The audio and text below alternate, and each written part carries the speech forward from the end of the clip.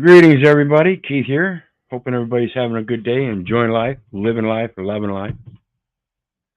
I want to remind everybody, please hit that like, share, and subscribe button down there. There's a PayPal link down in the details section for anybody who wants to share some love. And, of course, the panel link's down there for anybody that wants to join the panel.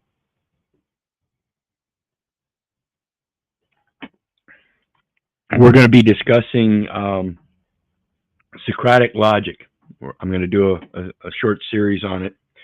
Just a introduction section of the book, though. There is a link down in the chat section, and I will put the link down in the details after I get done doing the stream so that everybody has that. But it's Socratic logic.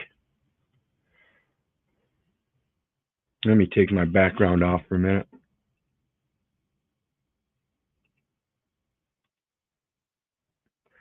And so we're talking about Socratic logic, and it's a logic text using Socratic method, Platonic questions, and Aristotelian principles. It says modeling Socrates as the ideal teacher for the beginner and Socratic method as the ideal method. Introducing philosophical issues along with logic by being philosophical about logic and logical about philosophy. So they work coherently or cohesively together. And I mentioned this on another panel a while back. I believe everybody should learn how to develop their own philosophy. It's just like a definition. A definition, I've explained many times, is just another man's opinion. Now, of course, that opinion has to fall within certain realms, but then there are the exceptions in such cases where you're trying to say, like, define colors. There's an exception to people that are colorblind. So you have to be able to accept an outside definition in order to help the two definitions work together. Just kind of the same thing as a lingua franca. You have to find some way, develop some way where the two can be cohesively work together for an agreement, some kind of cooperation or something, rather than using those two different elements as a separation and creating a division. That's why I say the English language in its lingua franca sense, now that I comprehend it much better than I have before, and I hope to continue to comprehend it more and more. That's why I say it's such a beautiful thing. So I'm going to get into the introduction here. And it says, Section 1, what is good logic?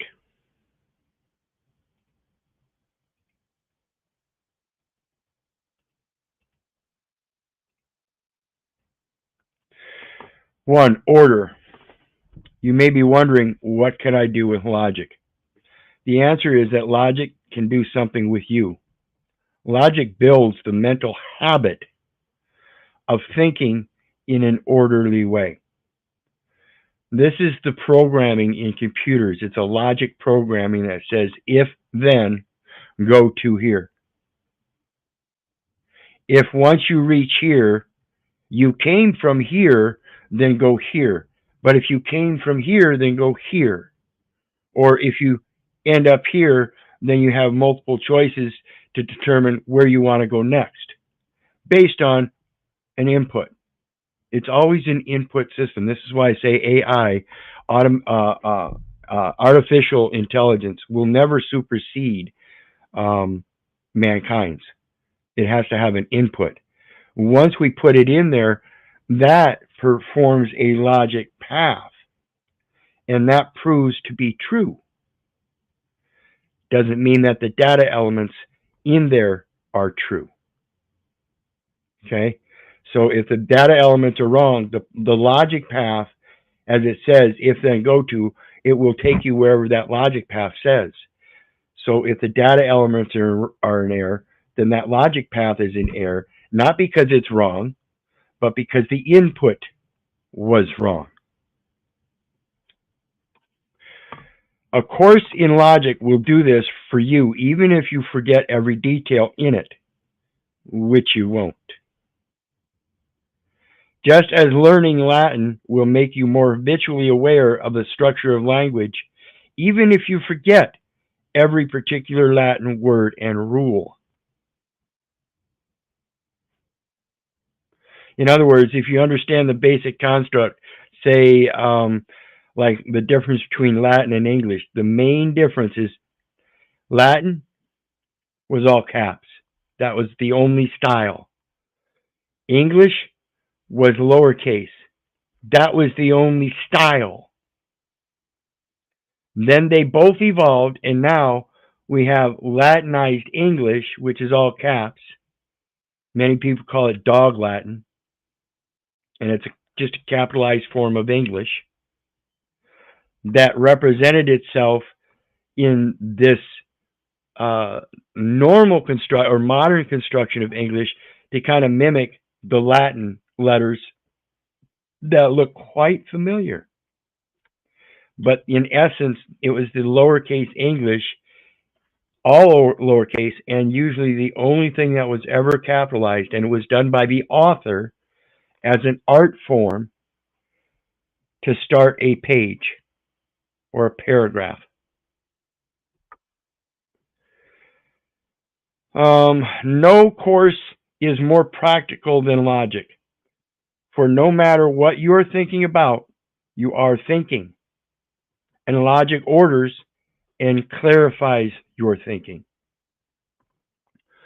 So when we get caught up in our emotions and we leave that path of logic, our emotions will explain that, because when we try to explain our emotional foundation for behaving in such a way, it tells us that we weren't thinking logically then.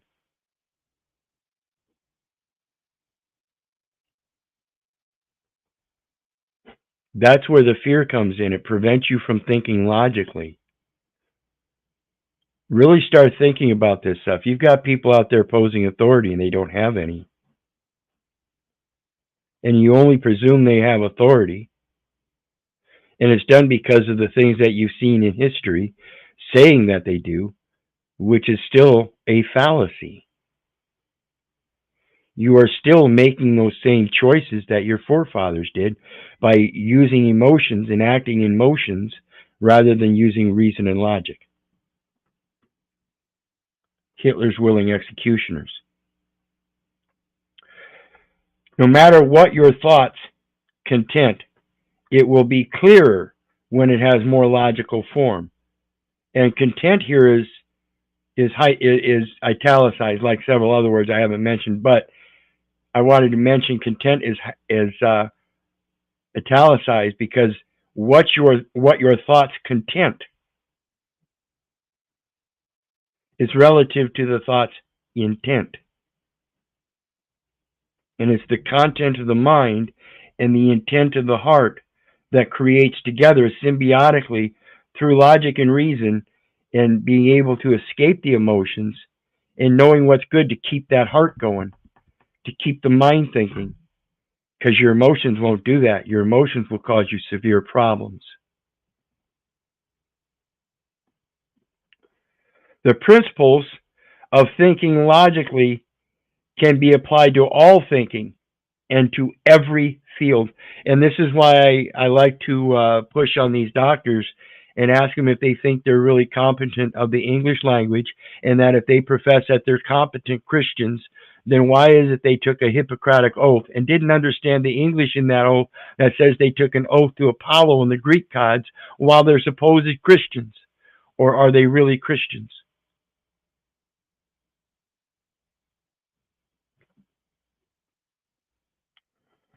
Logic studies the form, or excuse me, logic studies the forms or structures of thought. Thought has form and structure too, just as the material universe does. See, the thought has a structure that is dependent upon an input. You don't have any thoughts unless you observe something some way, somehow, through your senses, your sensibilities, not your emotions. Control your sensibilities, and you learn how to control your emotions so they're not sensitive. You use your real sensitivities. Your eyes, your ears, your tongue, for taste, your fingers for touch, your nose for smell, your intuitiveness of things that have already happened. History repeats itself. Why does it keep repeating itself? Because people aren't paying attention to their intuition. They're not paying attention to keeping the logic. They're sat in their emotions.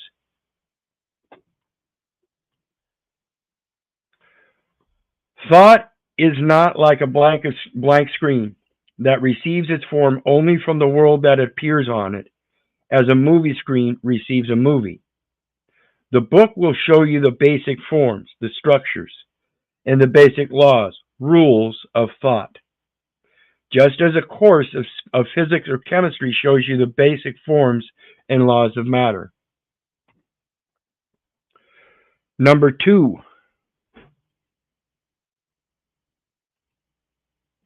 logic, countable and unaccountable, pertaining to speech or reason, or reasoning and rationale.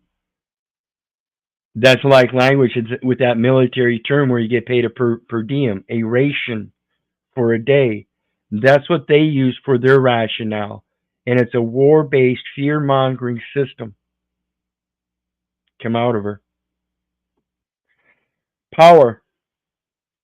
This is why I talk about the power and grace of God. This is when you quit placating or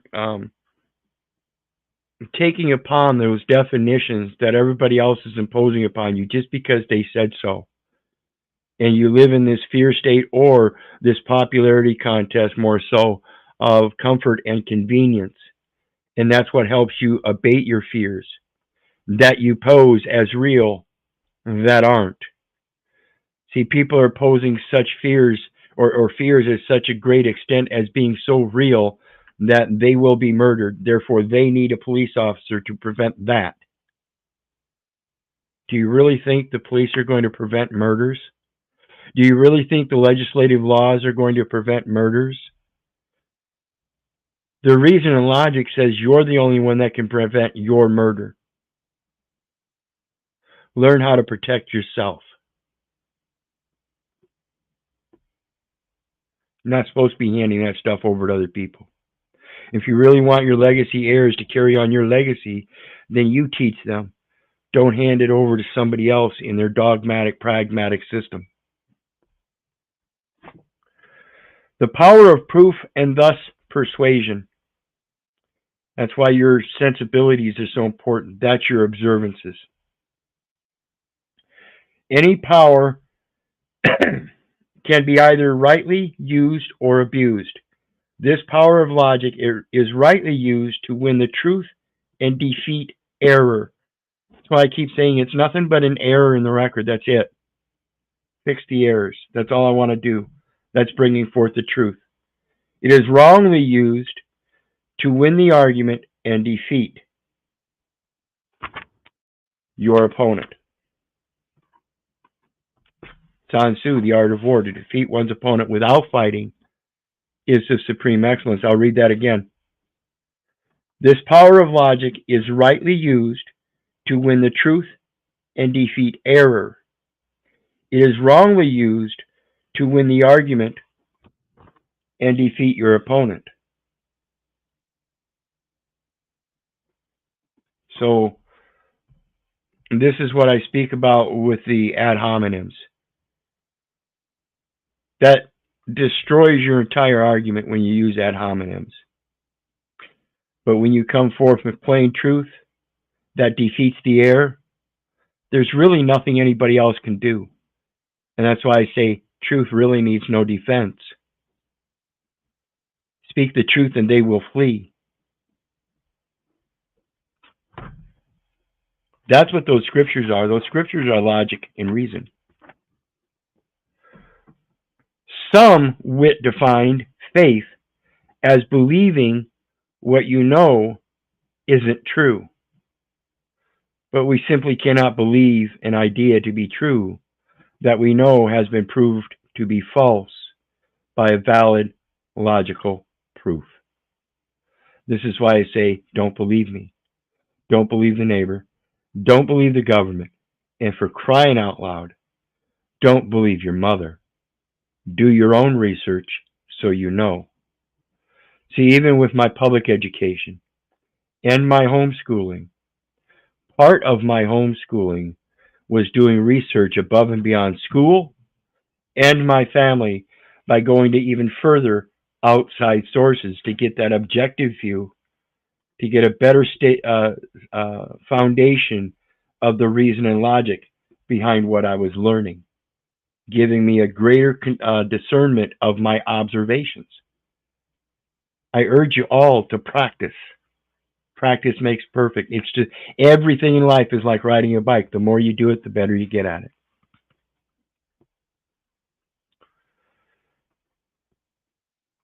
It is true that faith goes beyond what can be proved by logical reason alone. That is why why believing in any religion is a free personal choice, and some make that choice while others do not. While logical reasoning is equally compelling for all. That's why I don't care where you come from. I don't use the racism or the feminism or the civil rights or I'm going straight to the reason and logic, and I always seek counsel in our Father which art in heaven, which is the scriptures, which is where I get what I use as a guide for psychology, logic and reason, banking, commercial transactions, behaviors with my neighbors, all kinds of things. They're parables, they're examples, comparisons. It's not meant to be true and factual. It's meant to be a guide. That's my opinion, of course. Take it as you will. However, logic can aid faith in at least three ways. And thus, if faith significantly increases human happiness, as most psychologists believe, it logically follows that logic can significantly increase happiness. First, logic can only clarify what is believed and define it. So I say you got to quit believing everybody else and using their definitions, because you're not clarifying yourself. You're regurgitating what everybody else is telling you. First, logic can often clarify what is believed and define it. You're substantiating your belief with other observances as well as your own, confirming that you observe the same thing as others. That's why I try to give my life examples rather than regurgitating everybody else's opinions. Second, logic can deduce the necessary consequences of the belief. See, it puts things in order so that if you understand if you do this thing, then this is going to happen. It's either a reward or a consequence. It's the knowing what comes after. That's the order of things. When you know the order of things, you learn how to ride that bike. First, you got to get on it. And then you got to learn how to ride it. Okay, well, how do I learn how to ride it? Everybody else has already learned how to ride, doesn't have training wheels. Well, we'll put some training wheels on there for you then. Then when you get used to it, you'll find out that you get this natural center of balance and you're not really using the training wheels anymore, except when you're slowing down maybe. And then you even get better than that. The more you do it, the better you get at it. It's the exact same process.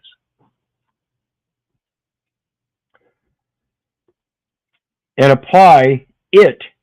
So we're thinking about the consequences of the belief and apply it to difficult situations.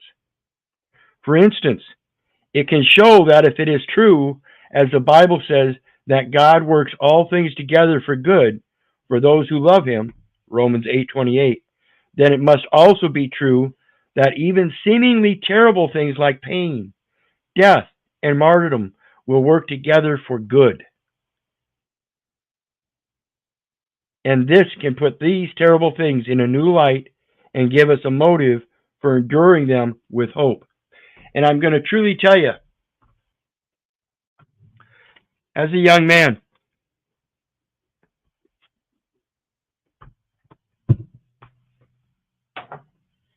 I used to play with matches.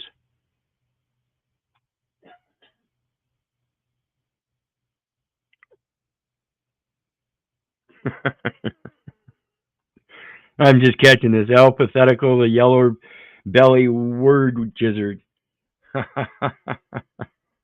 Oh, Poopo loved the dog shit. See, this is the kind of shit that they use to try to move me off my station. You can't do that. You can't excommunicate the truth from me. That's your problem. You're going to try to excommunicate me from a community of truth. You can't do that. Your ad hominems in this fictional venue have zero value. So let's get on with the story about playing with matches as a little boy. And coming from a severely alcoholic father, he decided that my punishment was to strap my hand to a board and shove it in the furnace flames to teach me to quit playing with matches. Didn't do any good. I grew up in arson as a young boy. I learned to quit when I was a young boy, so it's a sealed setup. But I have no problem admitting it. I have the shame. But that's because I grew and I learned from it. But I'm not going to say that I grew and learned from it as a child. It wasn't until I had the mother of my children die from a fire herself from falling asleep with a cigarette that I realized the pain and all of that. And that is what brought true today my ability to put that shit down, that resentment, and not do that again. Learn how to repent. See, it's when these people want to attack people and do this division stuff,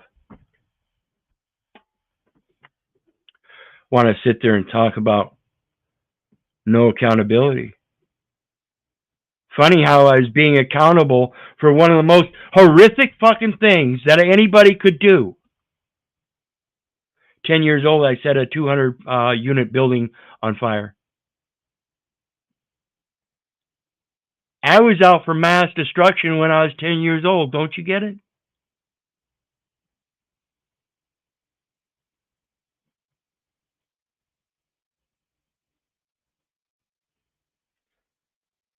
Certainly not something I'm proud of. But what I am proud of is that I've used that as part of my lesson in life to understand the power of other people, like this guy down there, and I respect him and I love him. That's to say, I don't care if you hate me. I don't care if you don't respect me. I respect you because I know you're a badass motherfucker that'll light my apartment on fire because you're scared too.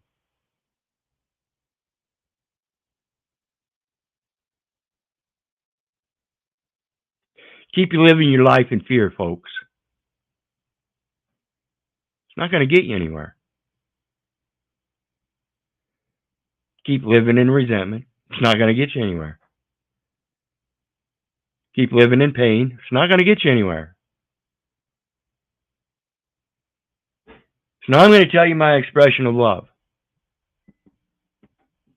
Because I tell everybody all the time, I love you. But I don't give a rat's ass whether you love me back or not.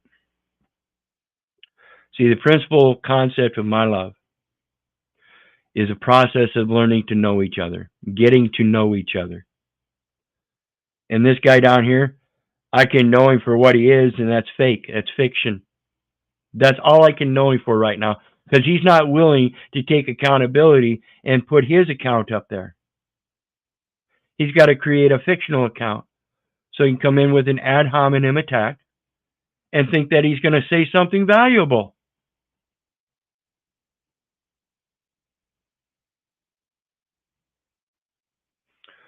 So I urge everybody to learn how to start doing your thinking. I am doing well, sir. I am doing well.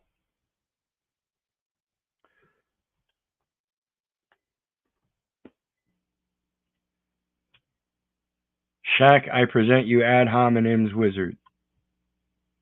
Welcome, Shaq. You know, guys, the link is down there. It's open panel. You want to come up for some Socratic reason and logic with some Platonic questioning and Aristotelian philosophy and stuff? Come on, come on. Principles are the foundation of everything in your life. And if you have false or cowardice principles, you will never stand up like a man. You will continue to prove yourself a coward. I will showcase your ad hominems. Sorry. I've got 48 ad hominems. I showcase them. 2 years worth of it on record. So we're obviously dealing with Paul enslaved, and proper instruction motivates people. So let's take some accountability, you little bitch. Go tell your daddy Paul, I'm still a mod on Paul Enslaved. So if he doesn't want to run across the same problem that Peniel podcast or whatever his name was, Sean, had with making me a mod and not being able to stop my comments, he needs to take care of that. He needs to be held accountable for making an idiot a mod, right? See, I'm willing to stand up to the idiocy. I'm willing to stand up for what I can do. Why aren't you? Why don't you come face to face up on this panel and show the world who you are? Or do you still want to try to attempt to strike from the shadows? You ain't nothing. You don't prove nothing. If you want to call it that. Like I said, I love him and I respect him. I have to respect him because he has the same power to be as fucked up as I am. I'm not saying I'm perfect. I'm the one telling you I stab people, hit them upside the head with a shovel, and now I've held myself accountable to tell you about my arsonist past. Yeah, I understand how this pain works in order to learn. I understand how to stay out of those emotions. That's what people are missing. That's why you use the ad hominems. I use that very tactic against you to trigger your ass, and y'all act like a fucking horde. I ain't done nothing wrong to not a fucking one of you. As you sit there and sling ad hominems and think that it hurts you. I'm telling you, you can sling all the ad hominems you want. I already know it doesn't hurt me. And if it hurts you, you're the cupcake. You're the one that wants to live in that fiction. You're the one that wants to live in this metaverse. Like I said, this has gotten more comments than I ever imagined on the metaverse, but not near what I expected in the real world. Ain't not a one of them said a motherfucking word about it. So understand your cowardice. Greetings, sister. Greetings, beloved brother. Greetings. All is well. How you doing tonight? All is well, and much has been revealed. I tell you, I've been having a good, what they call fun weekend, something like that. Well, tell me about it. Yeah, I had some revelations about what took place with me about past 2 years ago when you were assisting me with that situation of going through the warehousing process. Yes. And just, the Most High has put on my heart to really look at numbers and get the meaning behind the numbers, like from 1 through 9 or 0 through 9 or whatever. And I really been relearning the numbers just recently. And in my heart, numbers are so close to the lettering, the alphabet, is that You can't make this shit up. And I apologize, but you can't. No, you can't. That's why I said, the more I did my research on this stuff, um, the more I started appreciating, and now I understand how beautiful it really is. Yeah, because I kept asking the Most High and asking the Most High, what was the reason for that situation? Because all my life, I always walked in the righteous. I would never start a fight, but believe me, if one something came up, I defended myself, right? And now I know the reason why that happened. The Most High had to bring that about for me to have some other revelations before coming into divine completion. And it all made so much more sense this day. I am truly grateful. I'm truly grateful. That's all we can be. But that's the thing, that I've discovered in my life, that when I realized um, that I had to be grateful, and all the things that I'm grateful for, it now puts a greater responsibility and obligation on me to maintain that greatness. It's so true, brother, because in even the last year and a half, even though I've been through what I've been through with that situation, a brother told me about just a little over a year. He said, whatever you got going on, the ancestors are watching over you, they're protecting you. He said, and sister, don't change. He said, I thought different of you, but now I know who you truly are. Do not change. And I've never changed. I can only walk in my righteous way, speak the truth, whoever likes it or not. Every time I got employed somewhere, I always tell people, I come to do a job. I come to work on this job. But if I don't make friends, I don't care. But if a friendship develop, it was supposed to be. So it is what it is, Keith, brother Keith. You right. Yep, You yep. right. And that's what happened with you and Paul. Um, we had kind of dissolution a couple times about his bit non bit, and I told him I'm not going to be a bit non bit unless I'm, you know, going to do the bit non bit myself. And that's one of the conditions of being in that on that panel with him, as a condition of problems that we already had. And then this time he wanted to say that he didn't want to listen to what I had to say on panel, and he brought Snafu up and wanted to play me as a bit non bit. So I left and said I wouldn't be back. You know, I there was a condition. I'm not going to sit here and play some kind of wizard creature.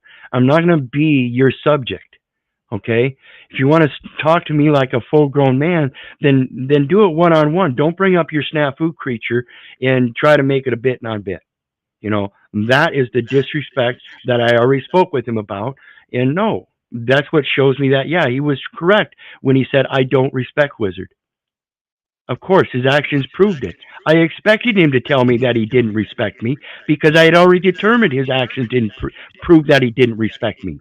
He didn't respect my wish to treat me as I needed to be on his panel. Don't make me a bit non bit.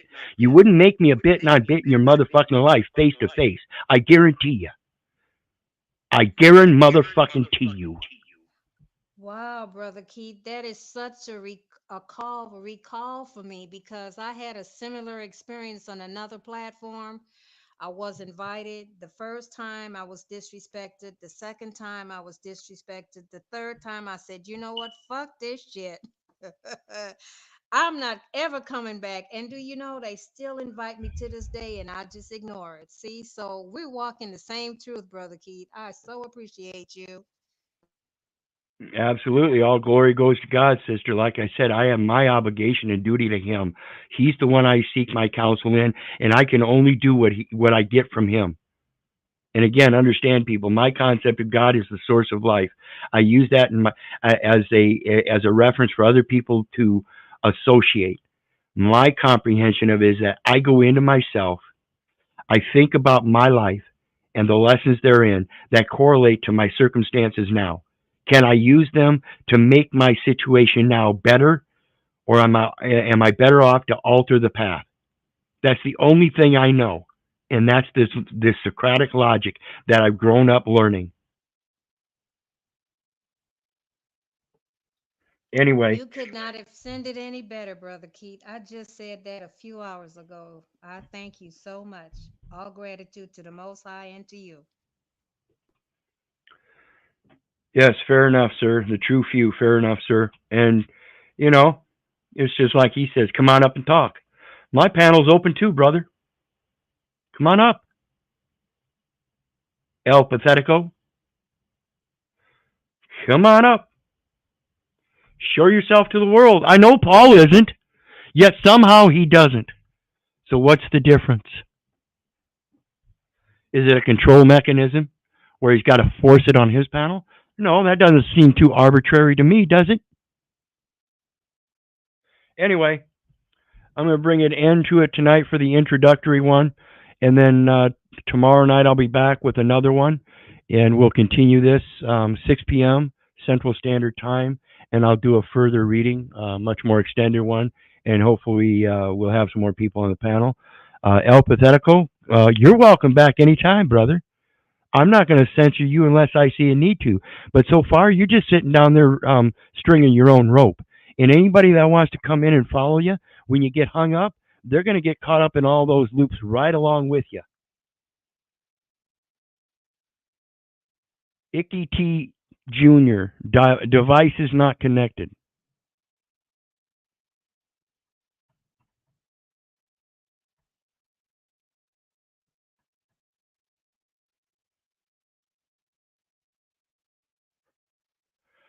We're gonna hang out a couple minutes here, see if he wants to come back up, see if he fixes his connection problem there.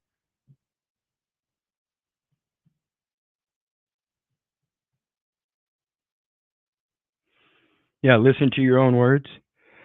See, you don't even know what you're in for, folks. See, now is the time of silence.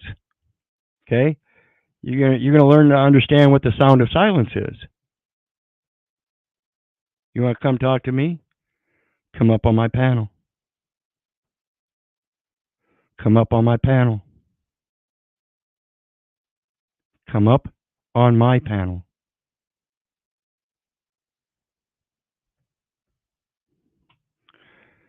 Device is not connected. Second attempt. We'll wait one more time. Third time's a charm, brothers and sisters.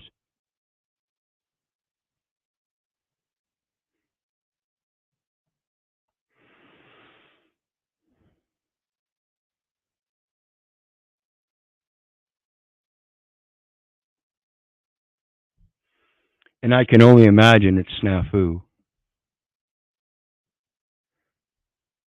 I really don't know, Robert. I really don't know what he disagrees with.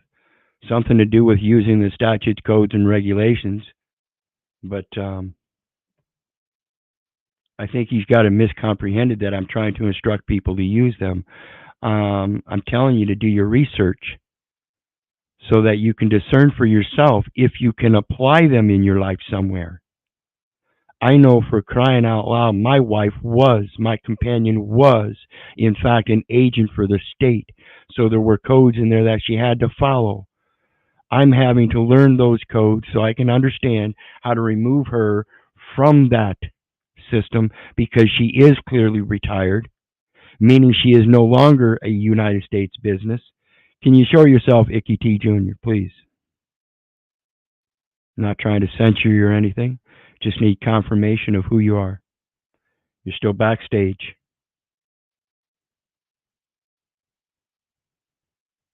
No, I need to see you on camera, brother, not just another icon. No go. Camera or nothing. Camera or nothing, brother. Not going to do it. Show your face. Not good enough. On camera, brother, not just an icon. All right, have a good day. So, we have another one that wants to come up and think they can play games. You're not going to get on this panel without showing your face.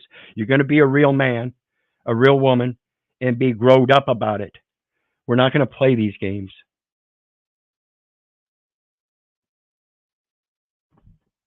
Right. They're not our codes. They can be used as a remedy. It's called the presumption, and you can use them to beat the presumption. The presumption is you're a resident, a federal, state, or municipal officer or agent whose resident presence is deemed necessary by the board. A United States citizen. It's presumed that you were born in the United States, yet there's no birth registration in the United States.